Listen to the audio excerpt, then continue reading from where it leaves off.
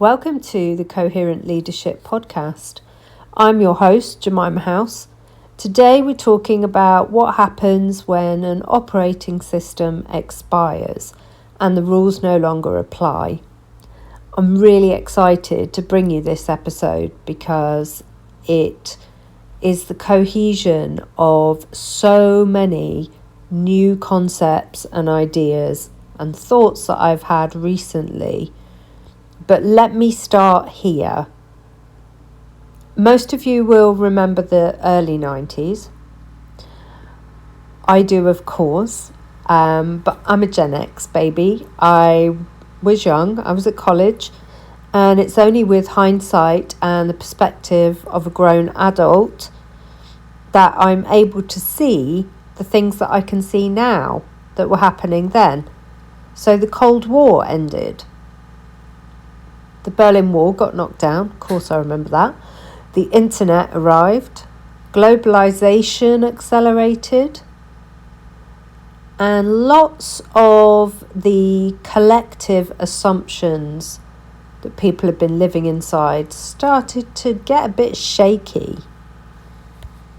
The systems that had organised politics, institutions, identities weren't as solid. The context started to change faster than the structures did. And we're in a moment like that now. I remember being at university, and in one of our lectures, the lecturer asked us to debate, did we think the internet was a good idea or a bad idea? I mean, it's insane that the scope of that question, how could we possibly have known what it would bring to us? We couldn't. But we are definitely in a moment like that again. I think the scope of AI and how it's embedding into work is almost too fast for us to fathom. The speed is extraordinary. Hybrid teams are completely normal since COVID. I mean, who could have predicted the changes that COVID brought? No one. Information moves instantly, as does reputation, and authority is questioned instantly. Understandably, because we are now in an age of not knowing what's real and what's not. Even video, even voices. It's very interesting. If you can stay long enough to not get scared, it's interesting. With all this, bringing it back to the workplace, most of the leadership architecture that we are using was designed for a far more stable world. Not the 90s, way before that. The dominant leadership model that most organisations still use was designed and shaped during the Industrial Revolution. I've talked about this before, when it was a world of factories, railways, military command structures, predictable chains of authority. So of course it made sense then. There was always a clear hierarchy, centralised control, efficiency at scale. So that model has been refined over decades, digitised, and, shifts have been made. But underneath, it's still the same shape. It's still a pyramid. And pyramids assume stability. What happens when you try running a pyramid in a fast-moving, interconnected, technologically accelerated environment? you get strain. You get friction.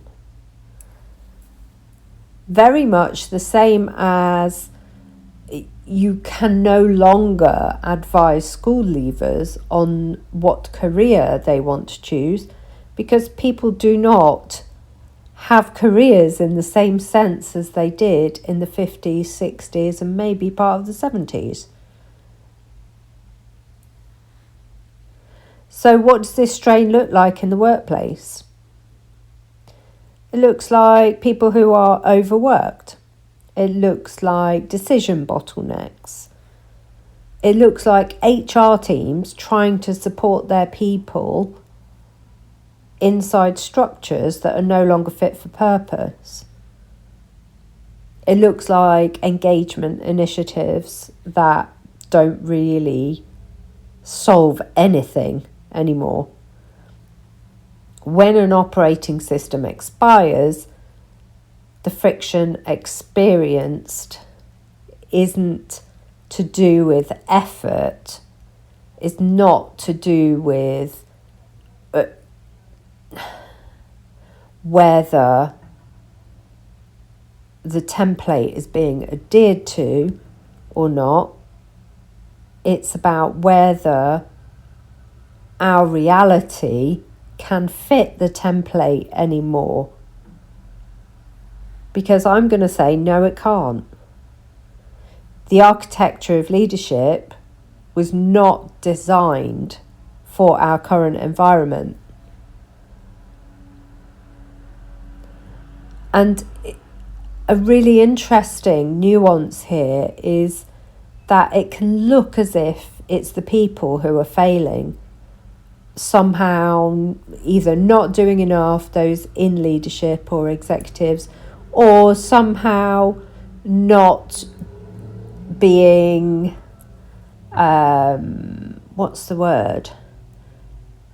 committed enough. And it's not about that.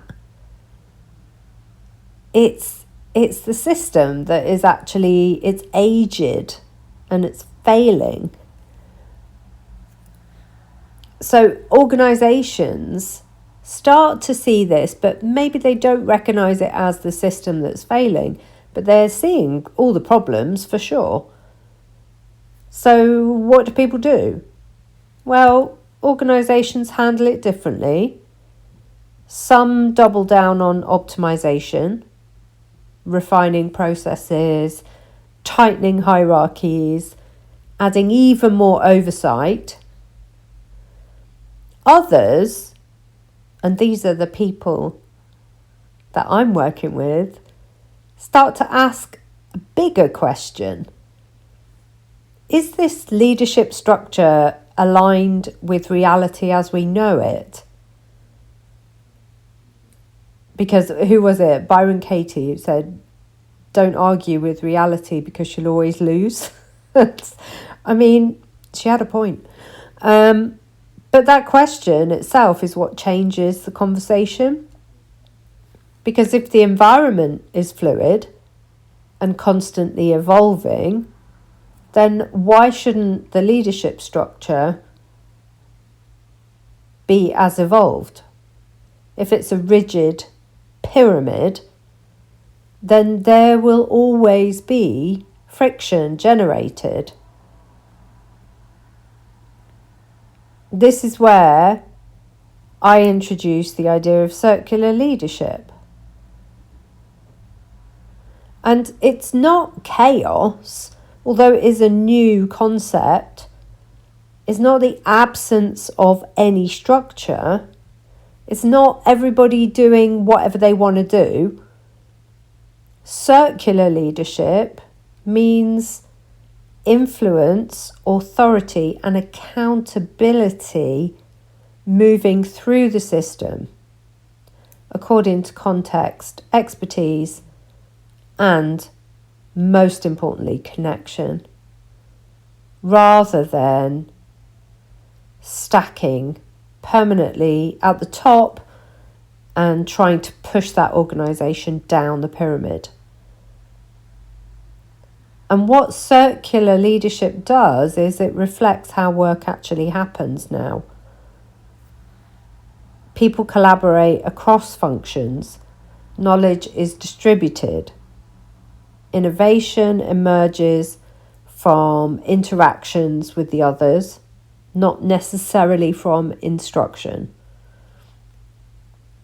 So in this circular system, roles are still really clear and boundaries obviously still exist. Decisions are still defined, but what changes is how the power flows. Instead of everything escalating upwards, decisions can move laterally or directly to where the expertise sits.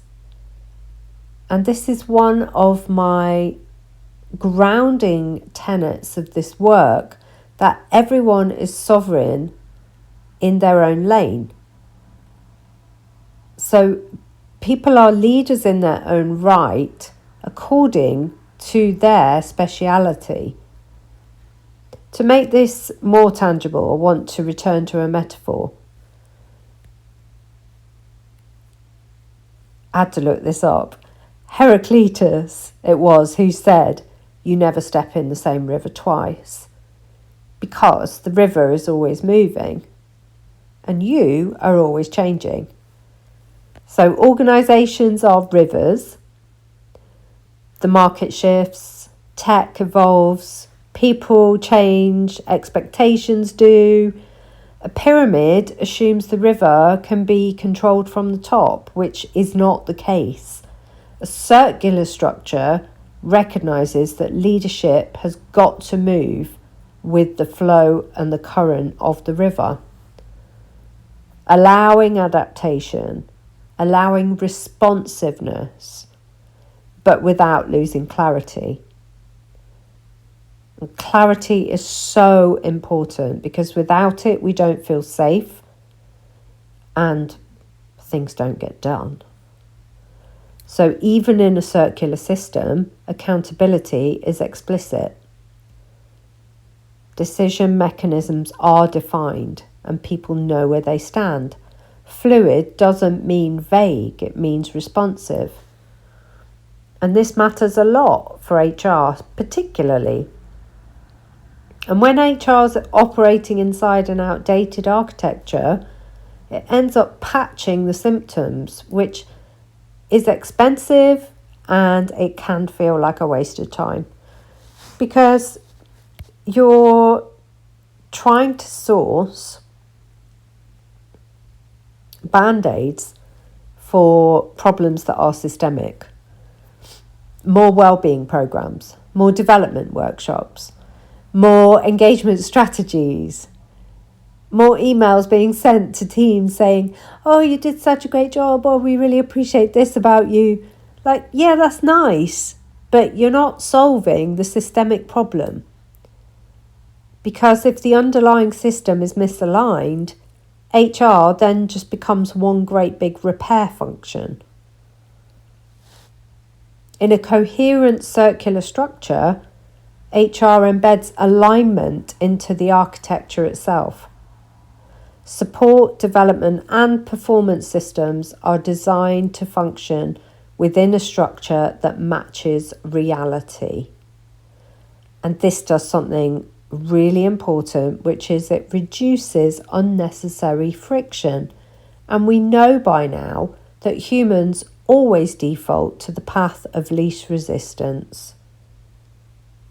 That means that our well-being and our sense of mental okayness is protected.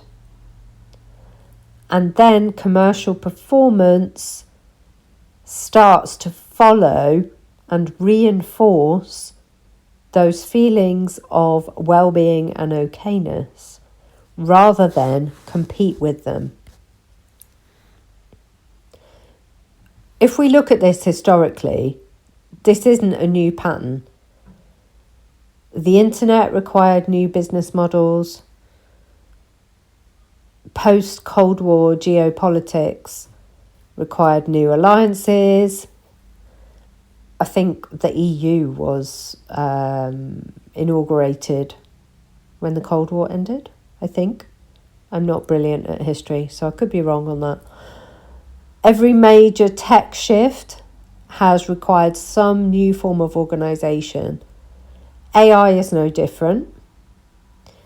You can continue to run industrial age leadership inside an AI accelerated environment if you want, but it's an immediate gratification to stay with what you know and not necessarily a long-term solution, because friction will increase and the cost will increase. The emotional load on leaders will increase. So during periods like this of massive change, uncertainty is so normal. Early systems aren't perfect yet. New tech creates pressure. New workforce expectations can create tension. The real work of leadership now is not to try harder inside the old operating system. It's to look for the patterns. Where are decisions stalling? Where is authority unclear? Where is the pressure accumulating? Where are the high performers absorbing disproportionate load? Those are architectural signals. So coherence really is infrastructure. It's the alignment between environment, structure and behaviour. And when you've got that alignment, organisations become more resilient, as do the people within them. Circular leadership supports sustainable performance because influence is distributed intelligently. It integrates human well-being with organisational outcomes. And I hear so many people and see so much evidence of people who think these two are mutually exclusive. You can either have mental well-being, healthy and well-balanced staff, or you can have profit and sustainability. It's just not true. And the longer that we keep treating them as separate agendas, the harder it's going to be to actually get the two co-creating and coexisting. People need to understand the model and they need to see it working and test it. Circular leadership, coherent leadership. We've got to build it. The only confidence we'll get is through the evidence of actually doing the thing. When an operating system expires, the answer is not to abandon everything that came before, it's to recognise that the environment has changed and redesign accordingly.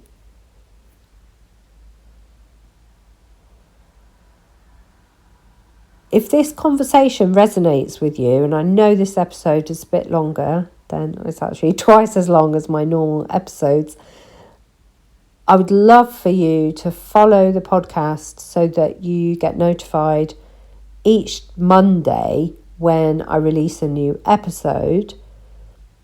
And especially if you can see the strain in your own organisation, or you know that sense of the current model costing more energy than it should do, and you feel really seen by this episode, then I would love for you to do that.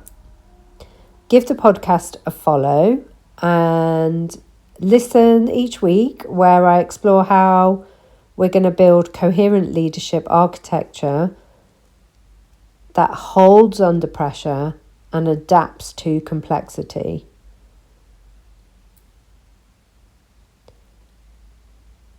I will be back here, same time, next week. And I'm so grateful for your listening. Thank you so much. Bye bye.